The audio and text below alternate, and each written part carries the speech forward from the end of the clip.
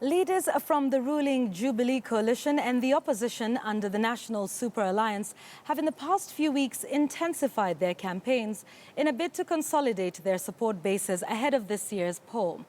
Tonight on Spotlight 2017, our reporter Murimi Mwangi zeroes in on perceived swing vote areas and looks at some of the campaign strategies adopted by the country's two main political camps in the hunt for votes there. 8,000 votes, the magic number that tilted President Uhuru Kenyatta's 2013 vote above the 50% mark by a meager 0.5%, letting Jubilee lift the presidential trophy in one of the country's most hotly contested elections. And with only 134 days back to the ballot, Jubilee strategists have mapped out 13 perceived swing counties, deemed as the deciding factor of who wins the August 8th presidential election. We will make sure that even those of us, Jubilee supporters, who will be in hospital on 8th of August, we remove them from the hospital and they vote for us. So the turnout in the Jubilee strongholds will be close to 98%. For us, we are going for the whole country, and even some of the areas that are perceived not to be pro-NASA, we are going to turn them, and that is the essence of any campaign exercise. On Sunday, ODM pitched tent at Tononoka grounds in Mombasa.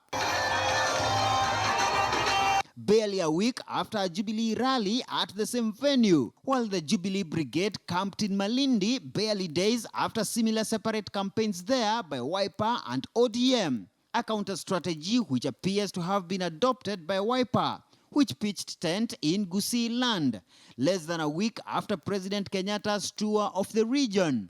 Of the 19.7 million Kenyans registered to vote on 8th August, 4.7 million are within the 13 counties viewed as potential swing zones, including the capital city county of Nairobi, the voters-rich counties of Kajiado and Narok, and the populous Gusii land counties of Kisii and Nyamira. It's a reality that we have common issues as the people of Kisii County and indeed the larger Gusii, and let us claim our stake like other regions in the country are claiming their stake. If you look at the way Jubilee is assessing their stronghold, they are even putting Kisii, Nyamira as battlegrounds. You've just mentioned Migori, ridiculous. So you see, they are giving themselves comfort and trying to wink Kenyans and portray a picture that is not real. Watu wamepima, serikali safari hii ni ya Jubilee na hawataki kugawia, watatembea na sisi.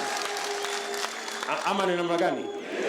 Of the 3.7 million new voters listed in the recently concluded mass voter registration, 1.48 million were from counties where President Uhuru Kenyatta won in 2013, while 1.43 million were listed in counties that majorly voted for opposition leader Raila Odinga.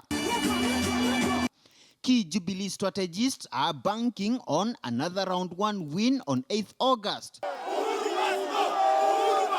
But the opposition is reportedly keen to force a presidential runoff by denying Jubilee the crucial 50+1% vote. A strategy which some observers argue is not far-fetched, particularly if the National Super Alliance, as presently constituted, rallies behind a single presidential candidate in August. The referee is known, is IBC. Our team and our lineup is known. The captain is Uhuru Kenyatta, the deputy captain is William Ruto. But we don't have another team. So the clock is ticking. We are right on course. And it is our time which is best. Not the time where you know, that Jubilee pronounced as a time, or our other detractors are kind of pushing us. Within the perceived Jubilee strongholds, NASA strategists will be seeking to harvest a share of liberal vote in counties perceived as hostile to the Jubilee party. Jubilee, on the other hand, will be banking on key opposition defectors to lead its onslaught within such perceived opposition strongholds, as at the coast, Ukambani, and select parts of Western Kenya. As the 2017 campaigns intensify, the spotlight in this coming week will be on Meru, as President Uhuru Kenyatta leads the Jubilee campaigns there, barely weeks after a similar onslaught to the region by the opposition.